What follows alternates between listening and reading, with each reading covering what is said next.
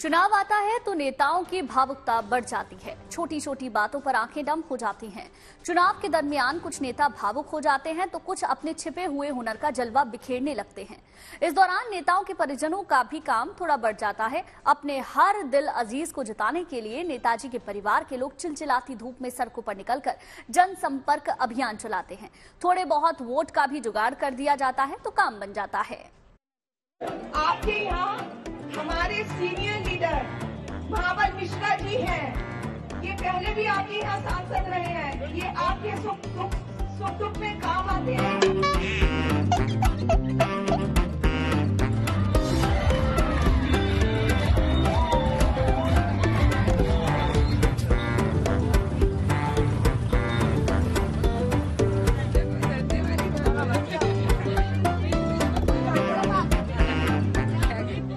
तुम कितने केजरीवाल जेल में डालोगे, हर घर से केजरीवाल निकलेगा।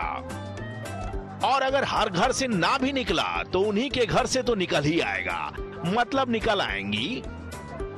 केजरीवाल जेल में है तो लेडी केजरीवाल यानी उनकी अर्धांगिनी सुनीता केजरीवाल ने आधा नहीं बल्कि प्रचार का पूरा मोर्चा संभाल लिया है।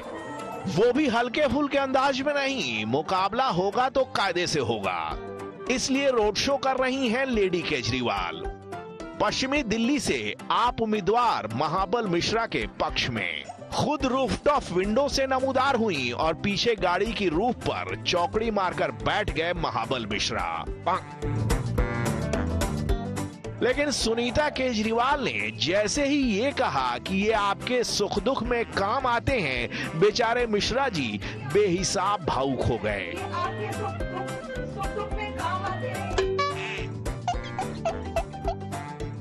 सुनीता केजरीवाल के मुखारविंद से निकली सुख दुख की ध्वनि कान में पड़ते ही मिश्रा जी की एक आंख से सुख की और दूसरी आंख से दुख की अश्रुधारा निकल पड़ी। आपके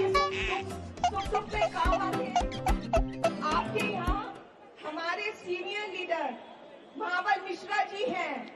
ये पहले भी आपके यहाँ सांसद रहे हैं। ये आपके सुख दुख में काम आते हैं। इन्होंने बहुत काम किया है। आप सभी इनको वोट देंगे। बटन दबेगा। खैर, जैसे तैसे महाबली जी ने महाबल जी ने अपनी भावनाओं पर काबू किया। लेकिन तभी सुनीता केजरीवाल ने एक बार फिर तानाशाही लफ्ज का इस्तेमाल कर उनकी भावनाओं को कुरेद दिया। इस बार तो महाबल जी की आंखों से महोदधी फूट पड़ी। यकीन नहीं हो रहा तो आप खुद देख लीजिए। तानाशाही को हटाएंगे। तानाशाही हटाएंगे, लोकतंत्र बचाएंगे। तानाशाही हटाएंगे। हम सब मिलकर लड़ेंगे, जीतेंगे। जय हिंद। अब जैसे तैसे महाबल जी ने पोंछ कर अपने अश्कों को विधि पूर्वक दोनों हाथ जोड़े। हालांकि इस दौरान ये भूल गए कि सुनीता जी के धर्मपति अरविंद केजरीवाल जी कांग्रेस को ही कोस कर दिल्ली की सत्ता में आए थे और तब महाबल मिश्रा जी कांग्रेस के ही सांसद थे।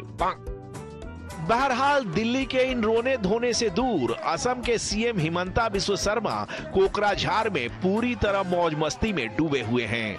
हिमंता आजकल रेन डांस का लुत्फ उठा रहे हैं।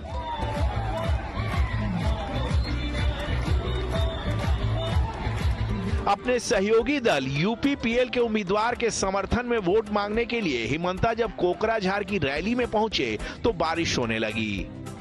तो हिमंता ने सोचा कि अब सावन को आने दो का इंतजार कौन करेगा, लिहाजा सावन से पहले ही फिजा को गीतों में ढालने लगे। असमिया धुन पर अकऊ एक बार मोदी सरकार यानी एक बार फिर मोदी सरकार।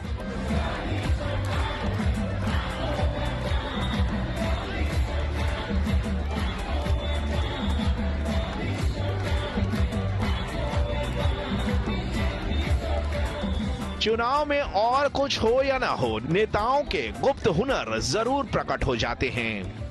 हिमांता कोकराझार में रेन डांस के हुनर का जलवा बिखेर रहे हैं, तो इधर स्मृति ईरानी पीली साड़ी और नीले हेलमेट में स्कूटी पर निकल पड़ी हैं अमेठी की अंधेरी रातों में सुनसान राहों पर। खैर, राहों में इतना भी सुनसान नहीं है, 2-1 लोग तो हैं ही नारे लगाने के लिए।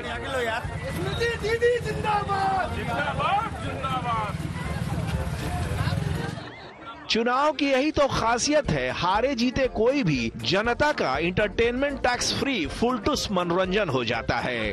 और दूसरी ओर नेताओं के परिवार वालों को भी सड़कों पर निकलकर लोकतंत्र की हरारत की पैमाइश का मौका मिल जाता है।